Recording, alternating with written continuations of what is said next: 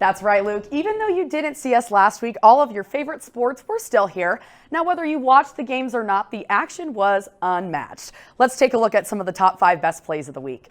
Starting out with number 5, in Game 2 of the ALCS series with the Guardians against the Yankees, Aaron Judge smacked a 95-mile-per-hour fastball straight out to center field in the bottom of the 7th. And look at that thing fly, 414 feet to be exact. This homer led second baseman Gleyber Torres to score. What a hit. Good for you, Aaron Judge. The 4th play that makes our list this week has to be the logo 3 by Sabrina Ionescu in Game 3 against the Minnesota Lynx. You can tell Ionescu was looking for a teammate here. She's not sure what to do, but then here she goes. Come on now. Boom. Shoot. There you go, Sabrina. She locks it in. Man, she gets that score up to 80 for the final part of the game. Now the Liberty leads the finals 2-1 thanks to that killer play from Ionescu. I'm here at Children's Mercy Park for an electric game against KU and the University of Nevada, Las Vegas against the Rebels. 6.5 minutes left in the first quarter. Jayhawks are up by 7. It's going to be an eventful game. Thanks, Courtney. KU Athletics has had a great year full of wins all around. Basketball season is ramping up right as football is dying down and some of our other sports are finishing up their seasons. Let's take a look at some updates on where some of the teams stand going into the end of the fall season, and let's show some love to some of the sports we don't see as often on our show. Looking toward the end of the volleyball season, the Jayhawks are on their final stretch with only 3 more conference games left to play. They will match up against K-State this Sunday with BYU and Iowa State next week. The first round of the NCAA tournament starts on December 5th, and the team has high hopes for the season. With a 22-3 record overall, the team is on a good path for a tournament run. Voting is crucial everywhere, but there is no doubt that people will be keeping their eyes on the blue dot. Though Nebraska does use a split electoral college system, the amount of people here ready to use their voice is not less. From Omaha, Nebraska, for KUJH News, I'm Emily Sutter.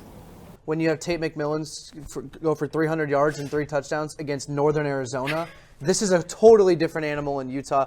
Do you think Utah stays undefeated as well? I do. Unfortunately for Arizona, I don't think it's going to be close. So, I think Utah is a very balanced team. They have a very balanced attack. It's, their rushing yards, 825 rushing yards, 896 passing yards. So they're, back and forth. They're pretty solid. I think they're also, in a weird way, they're looking for their tight ends in the end zone. 12 of their 15 touchdowns that they've had have been through passing, and they're looking to get those tight ends in the red zone. And we know about Utah. That's a tight end factory. They have Cam Rising back. We talked about that last week. Should be a very entertaining slate of college football this Saturday. Thanks, Emma. We've had some powerhouse female athletes this past week. First, let's take a look at the rowing squad.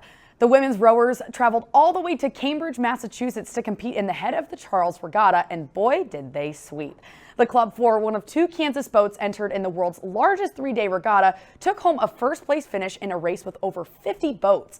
The boat consisted of 3 seniors, Ava Black, Sarah Sutton, and Carly Larson, 1 junior, our own Kara Lyons, and sophomore Gracie Shepard. Their final time was 18 minutes and 20 seconds. To put it into perspective, this regatta had over 11,000 rowers featuring Olympians and elite college athletes. So we are beyond proud of you and your team, Kara. Let's take a look at this special moment too.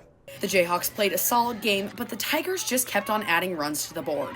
It was a great matchup to get the team back on the field.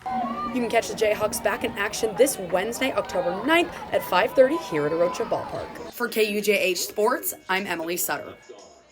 Let's also take a look at some interesting news out of South Carolina.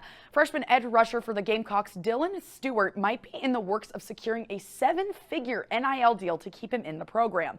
The details haven't been released yet, but if Stewart agrees to this 1-year deal, he will then take one of the top spots in NIL valuation rankings in college football.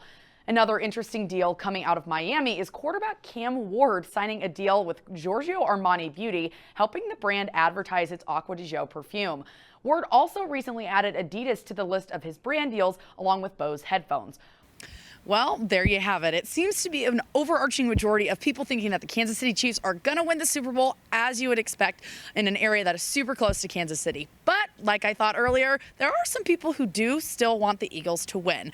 That's all I've got for you on Jayhawk Boulevard. I'm Emily Sutter for Playmakers. Emma, back to you in the studio.